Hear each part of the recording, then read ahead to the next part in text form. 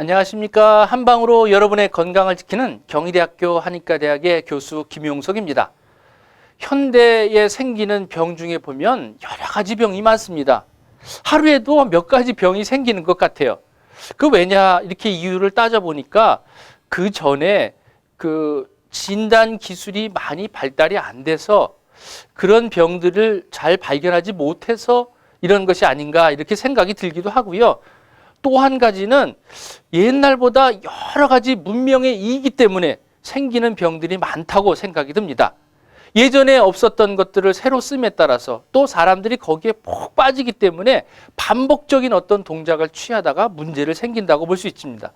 한 가지 편한 것들을 주어졌지만 그것들을 씀으로 통해서 뭔가 또 대가를 지불해야 되는 것이 또 우리 삶을 살아가는 것이 아닌가 생각이 듭니다. 병도 마찬가지인 것 같아요. 반복적인 일들을 반복적인 동작을 하다 보면 이런 문제가 생기는 경우가 있는데 이런 경우를 반복 손상 증후군이라고 합니다.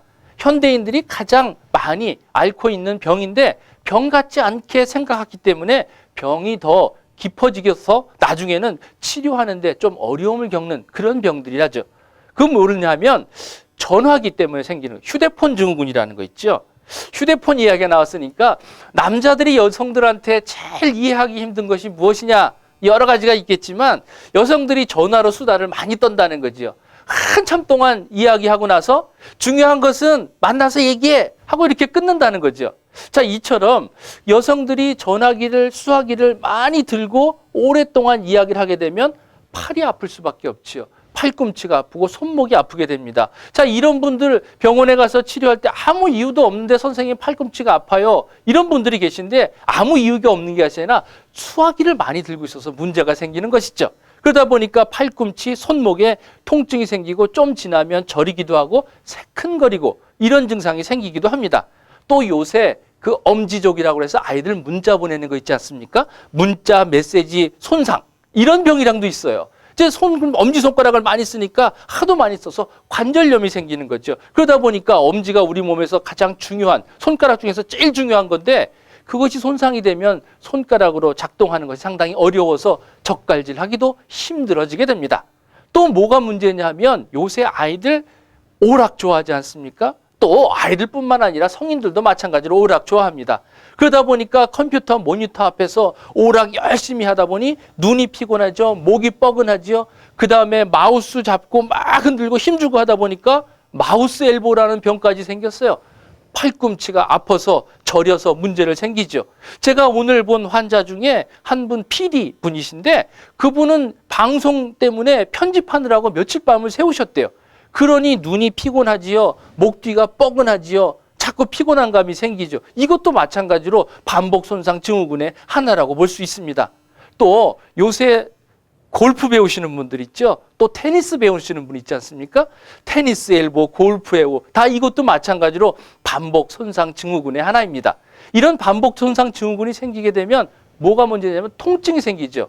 자, 테니스 엘보라는 건 테니스 때문에 생기는 거지만 테니스를 안 쳐도 팔꿈치 바깥쪽 팔꿈치에 통증이 생기면 우리가 흔히 테니스 엘보라고 이야기합니다. 또 안쪽에 통증이 생기면 이거는 골프 엘보라 이렇게 얘기합니다.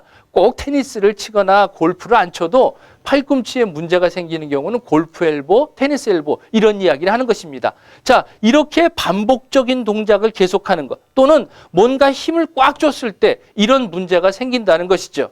그러면 통증이 생기면 이것은 하나의 경고 신호입니다.